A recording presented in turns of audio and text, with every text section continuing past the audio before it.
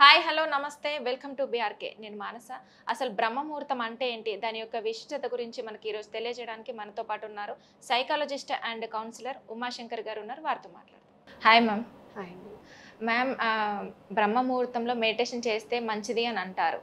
అసలు మెడిటేషన్ చేయడం వల్ల దానివల్ల కలిగే ప్రయోజనం ఏంటి, కొంచెం పూర్తిగా వివరించండి. ప్రతి పర్సన్కి కొన్ని క్యారెక్టరిస్టిక్స్ ఉంటాయి. ఇప్పుడు మీరున్నారు, మీకు భయం ఉందా? ఉంటుంది కొన్ని కొన్ని వాటి. ఎందుకు ఉండాలి? మనిషి అన్నాక భయపడతారు కదా మేడం, ఏదో ఒక దానికి కదా. అన్నిటికీ భయపడే వాళ్ళు చాలా మంది ఉంటారు. అలాగే కొన్ని నెగిటివ్ థాట్స్ ఉంటుంటాయి. ఇవాళ ఈ వర్క్ జరుగుతుందా లేదా అనే భయం ఉంటుంది. అలాగే ఎప్పుడూ కూడా పాజిటివ్ ఎనర్జీతో ఉంటారు. ఒక్కొక్కసారి నెగిటివ్ ఎనర్జీ కూడా మనలో వస్తుంది. అవును కదా.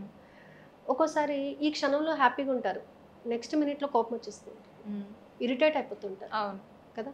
వర్క్ ప్రెషర్ వల్ల యుగో వస్తూ ఉంటుంది ఒక్కోసారి. అంతేకాదు, మనం మాట్లాడే మాట తీరు మారిపోతుంది కదా. ఇవన్నీ మనిషిలో సహజంగా ఉండేవి కదా. అంతేకాదు, కాన్సన్ట్రేషన్ లెవెల్స్ తక్కువ ఉంటాయి, దేని మీద ఫోకస్ పెట్టలేకపోతుంటారు. కానీ బ్రహ్మముహూర్తంలో మెడిటేషన్ చేసే వాళ్ళకి మాత్రం ఇవన్నీ ఏమీ ఉండవు. ఓకే. అంటే మన యొక్క బాడీలో కొన్ని ఎనర్జీ సర్కిల్స్ ఉంటాయి అన్నమాట. ఫ్రమ్ ఇక్కడ మన తల పైన ఉన్నటువంటి బ్రహ్మరంధ్రం దగ్గర నుంచి నడుం భాగం వరకు కూడా కొన్ని ఎనర్జీ సర్కిల్స్ అనేవి ఉంటాయి. ఆ ఎనర్జీ సర్కిల్స్ని మనం చక్రాస్ అంటాం. మూలాధార చక్ర, స్వాదిష్టాన చక్ర, మణిపూరికా చక్ర, అనాహత చక్ర, విశుద్ధి చక్ర, త్రికుటి చక్ర అండ్ సహస్రాల స్థితి అనేవి 7 ఉంటాయి అన్నమాట. సో ప్రతి దానికి కూడా కొంత స్పేస్ అనేది ఉంటుంది. ఒక్కొక్క దానికి ఒక్కొక్క విశిష్టత ఉంటుంది. ఇవి మీరు అన్నారు భయము అనేది, భయం ఉంటుంది జనరల్గా. ఎందుకు ఉండాలి భయం? ఎందుకు ఉండకూడదు అసలు. అసలు భయం అనేది ఎందుకు రావాలి, ఎందుకు వస్తుంది అని అంటే మన మీద మనకు కాన్ఫిడెన్స్ లేనప్పుడు వస్తుంది భయం కదా. ఇఫ్ మనం కాన్ఫిడెన్స్ డెవలప్ చేసుకుంటే భయం అనేది మన దగ్గరికి రాదు కదా. రాదు. అవునా కదా.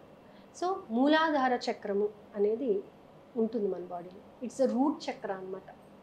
మనలో భయం అనేది అసలు ఫస్ట్ మనిషి ఏ పని చెయ్యాలన్నా, ముందుకు వెళ్ళాలన్నా భయపడడమే స్టార్టింగ్. నా వల్ల అవుతుందా లేదా, చేయగలనా లేదా, ఫస్ట్ డౌట్ పడతాను. ఫస్ట్ భయం అనేది వచ్చేస్తుంది అనమాట.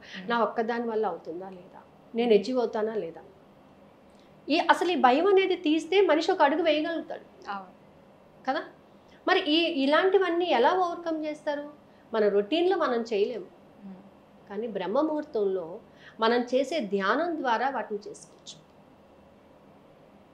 సో ఆ టైంలో మనము మన సబ్కాన్షియస్ మైండ్కి ఎలాంటి ఫీలింగ్స్ ఇస్తూ ఉంటామో ఆటోమేటిక్గా మన డే అంతా కూడా అదే రొటీన్, అదే వర్క్ జరిగిపోతూ ఉంటుంది. అలాగే స్వాదిష్టాన చక్రం, నెగిటివిటీ. మీరు చాలామంది ప్రెగ్నెంట్ లేడీస్ని చూస్తుంటారు. నువ్వేమనుకుంటే అలాగే ఉంటారు పిల్లలు. అవును, ఏం ఆలోచిస్తే థాట్స్ ఎలా ఉంటే అలాగే ఉంటారు. పుట్టపోయే బిడ్డ కూడా అలాగే వస్తాయి. స్వాదిష్టాన చక్రం అనేది కంప్లీట్గా మన యొక్క రీప్రొడక్టరీ ఆర్గాన్స్ మీద ఎఫెక్ట్ చూపిస్తుంది. ఓకే. సో మన నెగిటివిటీ, అమ్మో ఎలాంటి డెలివరీ అవుతుందో, ఎలాంటి పిల్లలు పుడతారు, ఎలాంటి పోలికలు ఉంటాయో, వాళ్ళకి నాలాంటి నేచర్ ఉంటుందా లేదా, ఇవన్నీ ఏంటంటే క్రియేటివిటీ మనం క్రియేట్ చేసుకుంటాం. అవును. సో అలా ఆ టైంలో పాజిటివ్ క్రియేషన్స్ అనేవి మనం డెవలప్ చేసుకోవాలి. ఎప్పుడు సాధ్యపడుతుందండి అంటే మనలో భయం లేనప్పుడు, పాజిటివిటీ డెవలప్ అయినప్పుడు పాజిటివ్ థాట్స్ రావడం మొదలవుతాయి. భయం ఉన్నంతసేపు రావు. భయం ఉన్నంతసేపు నెగిటివ్ థాట్సే మన వెనకాల ఉంటాయి. భయం ఎప్పుడైతే తీసేస్తామో పాజిటివ్ థాట్స్ రావడం మొదలు పెడతాయి. పాజిటివ్ థాట్స్ రావడం మొదలు పెడితే మణిపూరికా చక్రంలో ఉన్నటువంటి పాజిటివ్ ఎనర్జీ వేకప్ అవుతుంది. ఒకదానికొకటి ఇంటర్లింక్ అనమాట. పాజిటివ్ ఎనర్జీ వేకప్ అయిందంటే మన యొక్క అనాహత చక్రం అంటే హార్ట్ చక్రం ఎప్పుడు కూడా లవ్ అండ్ ఎఫెక్షన్, స్మైలింగే ఉంటుంది. ఎప్పుడు కోపం ఉండదు, ఎప్పుడు ఈగో ఉండదు. మనిషికి ఈగో అనేది ఎప్పుడైతే వస్తుందో తన యొక్క పతనాన్ని తనే కోరుకున్నట్టు. మనిషికి అహంకారం ఎప్పుడైతే ఉంటుందో తన పతనం తనే చేతులారా చేసుకున్నట్టే. అవునా కదా. మనం మహాభారతంలో చూసాం, దుర్యోధనుడు ఏం చేశాడు? అహంకారానికి పోయి తన రాజ్యాన్ని, తన జీవితాన్ని మొత్తాన్ని పాడుకొట్టుకున్నాడు. అవునా కదా. సో అలాంటిది లేకుండా ఒక మనిషి అనేవాడు ఎలా ఉండాలి? ప్రేమతత్వంతో ఉండాలి, ప్రేమ భావంతో ఉండాలి. అలాగే విశుద్ధి చక్రం మన గొంతు భాగంలో ఉంటుంది. ఇవన్నీ కరెక్ట్గా ఉంటే నువ్వు మాట్లాడే ప్రతి మాట అవతల వాళ్ళకి చాలా స్వీట్గా ఉంటుంది. అవునా? మనం ఎప్పుడైతే ఈ పాజిటివ్ ఎనర్జీ పాజిటివ్నెస్ని కలిగి ఉంటామో మనం మాట్లాడే ప్రతి మాట అవతల వాళ్ళకి ప్రేమగానే వినిపిస్తుంది. అవునా కదా? మనలో ఒకవేళ కోపం ఉంది అనుకోండి గట్టి గట్టిగా అరుస్తాము. మనలో ఈగో ఉందనుకోండి రెక్లెస్గా మాట్లాడతాము కదా. అవన్నీ లేనప్పుడు మనం చాలా స్లోగా స్థిమితంగా నిర్మలంగా మాట్లాడటం మొదలు పెడతాం కదా. సో ఎప్పుడైతే దీనిని కలిగి ఉంటామో మన ఫోకస్ కరెక్ట్గా ఉంటుంది. ఓకే, మన యొక్క ఫోకస్ ఆ ఫోకస్ కరెక్ట్గా ఉంది అని అంటే మనము కంప్లీట్గా ఒక ఇంటిగ్రేటెడ్ పర్సనాలిటీగా మనం వేకప్ అవుతాం అన్నమాట. సో ఈ చక్రాస్లో ఉన్నటువంటి నేచర్స్ అవి. ఓకే, మనిషిలో ఈ అన్ని నేచర్స్ ఉంటాయి, ప్రతి ఒక్కరికి ఉంటాయి. బట్ వాటిని కరెక్ట్గా యూటిలైజ్ చేసుకోవడం అనేది మనకి తెలియాలి. మీకు ర్యాబిట్ అండ్ టార్టాయిస్ స్టోరీ తెలుసు. Who wins the race? Tortoise wins the race. Why? Rabbit win అవ్వాలి కదా. జనరల్గా అయితే ర్యాబిటే విన్ అవ్వాలి కదా, స్పీడ్గా పరిగెడుతుంది కదా. కానీ ఏం చేసింది? సగం దారికి వెళ్ళేటప్పటికి నిద్రపోయింది. అహంకారంతో నిద్రపోయింది. టార్టాయిస్ నెమ్మది నడుస్తుందిలే, ఎంతసేపు పడుతుందో, ఎలాగా నన్ను దాటుకోలేదు అనేటటువంటి అహంకారంతో ఏం చేసింది? పడుకుంది. కానీ టార్టాయిస్ ఏం చేసింది? ఒక పాజిటివ్ ఎనర్జీతోని నేను నా డెస్టినీ రీచ్ అవ్వాలి అనేటటువంటి సంకల్పంతో ఎక్కడ ఆగకుండా దాని డెస్టినీ అది రీచ్ అయిపోయింది. అంటే హియర్ ద టార్టాయిస్ మంచిదా ర్యాబిట్ కూడా? టార్టాయిసే కదా మరి. సో అంటే టార్టాయిస్ యొక్క నేచర్ ఎలా ఉంది అక్కడ? Completely focus on what you want to get. దానికి అహంకారం ఉంది కదా అని ఇది అహంకారం పడలేదు అక్కడ. అంటే ఒక ఇద్దరు వ్యక్తుల్లో అహంకారం ఉన్న వ్యక్తి ఎలా ఉంటాడు, అహంకారం లేనటువంటి వ్యక్తి ఎలా ఉంటాడు? మనం మహాభారతంలో చూసినట్లయితే కృష్ణుడు యుద్ధం ప్రకటించిన తర్వాత అర్జునుడు దుర్యోధనుడు కూడా కృష్ణుడి దగ్గరికి వస్తారు రథసారథి చేయమని, మా దాంట్లోకి రమ్మని చెప్పేసి అడగడానికి. కానీ ఫస్ట్ దుర్యోధనుడు వస్తాడు. వచ్చినప్పుడు కృష్ణుడు పడుకుంటాడు. వెయిట్ చేయాలి కదా మరి. సో తల దగ్గర ఒక చైర్ ఉంటుంది, కాళ్ళ దగ్గర ఒక చైర్ ఉంటుంది. తల దగ్గర కూర్చుంటాడు, అహంకారంతో కూర్చుంటాడు. వీళ్ళకి నేనేంది, లేచినప్పుడు అప్పుడు మాట్లాడచ్చులే అని చెప్పేసి. కానీ అర్జునుడు చాలా వినయ విధేయతలతో కాళ్ళ దగ్గర నుంచొని ఉంటాడు. సో లేవగానే ఎవరు కనబడతారు? ఆబ్వియస్గా కాళ్ళ దగ్గర ఉన్న వ్యక్తే కనబడతాడు. తల దగ్గర ఉన్న వ్యక్తి ఎందుకు కనబడతాడు? పక్కకు తిప్పితే కానీ కనిపించాడు. అవునా కదా.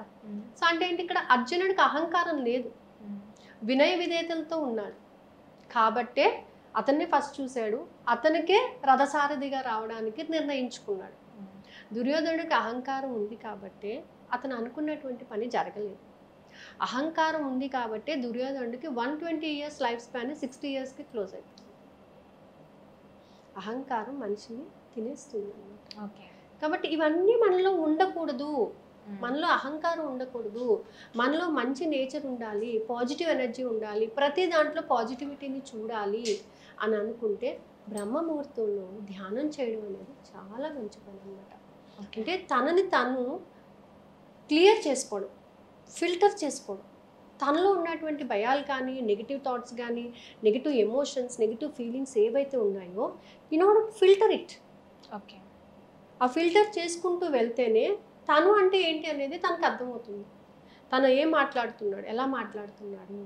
సో ఇలా బ్రహ్మముహూర్తంలో మెడిటేషన్ చేసిన వాళ్ళందరూ కూడా ఒక మంచి లైఫ్ స్టైల్ని రీచ్ అవుతారు. వాళ్ళు అనుకున్న సంకల్పాన్ని ఖచ్చితంగా రీచ్ అవుతారు అనమాట. They have the concentration, they have positivity. ఇప్పుడు నేను చేయగలనా లేదా అనే బదులు నేను చేస్తాను అనేటప్పుడు వాయిస్ బాగుంటుంది, ఎనర్జీ బాగుంటుంది, పాజిటివిటీ ఉంటుంది. సో దాన్ని డెవలప్ చేసుకోవడానికి మెడిటేషన్ అనేది చాలా ఉపయోగపడుతుంది. అసలు బ్రహ్మముహూర్తానికి సంబంధించిన క్లాసెస్ మీరు కండక్ట్ చేస్తున్నారు అని విన్నాము. అసలు అవి ఎప్పటి నుండి స్టార్ట్ అవుతున్నాయి, ఎలా స్టార్ట్ చేస్తారు? యాక్చువల్గా ఈ క్లాసెస్ వచ్చేసి జూలై 12th నుంచి అండి, Saturday 12th morning 4 o'clock to 4:50 class. అది బ్రహ్మముహూర్తం క్లాస్. ఎన్ని డేస్ ఉంటుంది మేడం? 42 days మండలం అనమాట. ఓకే, అంటే ఈచ్ చక్ర 6 days చొప్పున 7 చక్రాస్కి 7 6 42 డేస్ అంటే Okay. ఆగస్ట్ 21 వరకు కూడా ఇది రన్ అవుతూనే ఉంటుంది. ఓకే ఇందులో ఏం హాలిడేస్ ఉండవండి, ఖచ్చితంగా Okay. 4 o'clockకి లేచి కూర్చోవలసిందే అనమాట. ఓకే ఇది ఆఫ్లైనా మేడం ఆన్లైనా? ఇది ఆన్లైన్ అండి, కంప్లీట్గా ఆన్లైన్. ఎందుకంటే డిఫరెంట్ ప్లేసెస్ నుంచి జాయిన్ అవుతూ ఉంటారు. ఆల్మోస్ట్ నేను కండక్ట్ చేశాను క్లాసెస్. ఓకే సో ఇప్పుడు మళ్ళీ నేను చేయాలనుకుంటున్నాను. సో ఇక్కడ ఏంటంటే ఈ బ్రహ్మముహూర్తంలోని మనకు కొన్ని ప్రత్యేకమైనటువంటి పాజిటివ్ అఫర్మేషన్స్ని చాంట్ చేయడము, కంప్లీట్గా మన మైండ్ సెట్ని మార్చుకోవడము, మన సిట్టింగ్ పొజిషన్ కానీ, మన మాట తీరు కానీ, మన ప్రవర్తన ఏదైనా సరే కంప్లీట్గా చేంజ్ అయిపోవాలన్నమాట. ఓకే సో అలా చేంజ్ అవుతూ వస్తూ ఉంటే ఖచ్చితంగా మనం అనుకున్నటువంటి టార్గెట్ మనం రీచ్ అవ్వడానికి మనకి ఛాన్సెస్ అనేవి దొరుకుతాయి అన్నమాట.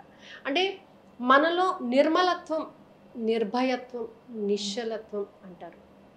నిర్మలమైనటువంటి ఆలోచనలు, నిర్భయమైనటువంటి ఆలోచనలు, నిశ్చలమైనటువంటి ఆలోచనలు. భగవద్గీతలో మనకి శ్రీకృష్ణుడు చెప్పినట్టుగా మనిషి ఎప్పుడైతే నిర్మలమైన, నిర్భయమైన, నిశ్చలమైనటువంటి ఆలోచనలో ఉంటాడో అప్పుడు తాను అనుకున్న తను సాధించగలుగుతాడు.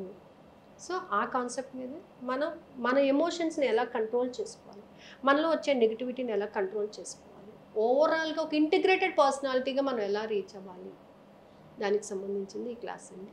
ఎవ్రీ వీక్ ఒక లా ఆఫ్ అట్రాక్షన్ టెక్నిక్ కూడా ఈవినింగ్ Okay. చెప్పడం జరుగుతుంది అన్నమాట. ఓకే ఏదో ఒక డే అంటే ప్రతి 6 డేస్కి ఒకసారి ఒక చక్ర చేంజ్ అవుతుంది. చేంజ్ అయినప్పుడు ప్రతి చక్రాలో కొన్ని పెటల్స్ ఉంటాయి. It's just like a flower. ఆ పెటల్స్ గురించి ఎక్స్ప్లెయిన్ చేస్తూ చిన్న చిన్న మైన్యూట్ బ్లాకేజెస్ ఉంటాయి. నేను చాలా మంచోడిని అంటారు. మంచోడిని అని నువ్వు కాన్ఫిడెంట్గా చెప్పగలుగుతున్నావా? ఎక్కడో ఒక చోట ఒక చిన్న లోపం ఉంటుంది. ఆ లోపాన్ని తీసేసుకోవాలి. తీసేసుకుంటే అప్పుడు నీకు రియల్గా ఆహా నేను చేసింది మంచే అనే విషయాన్ని నీకు పూర్తిగా అవగతం అవుతుంది. సో దానికోసం ఈ క్లాసెస్ అండి. ఈ మెడిటేషన్ వల్ల ఏంటంటే మనకి స్ట్రెస్ రిలీఫ్. ఓకే చాలామందికి ఫైనాన్షియల్ టెన్షన్స్, అవును మెంటల్ పీస్ లేకపోవడము, జాబ్ ఓరియంటెడ్ కానీ ఇవన్నీ ఉంటుంది. వాటి నుంచి ఓవర్కమ్ అవ్వడానికి ఇది మనకి బాగా ఉపయోగపడుతుంది. Okay thank you so much madam. మంచి ఇన్ఫర్మేషన్. అంటే బ్రహ్మ ముహూర్తంలో మనం మెడిటేషన్ చేస్తే ఎలాంటి ప్రయోజనాలు కలుగుతాయో చాలా బాగా ఎక్స్ప్లెయిన్ చేశారు. అలాగే బ్రహ్మ ముహూర్తానికి సంబంధించిన క్లాసెస్ అటెండ్ అవ్వడానికి కింద స్క్రోల్ అవుతున్న నెంబర్కి కాల్ చేయండి. Thank you so much. Thank you.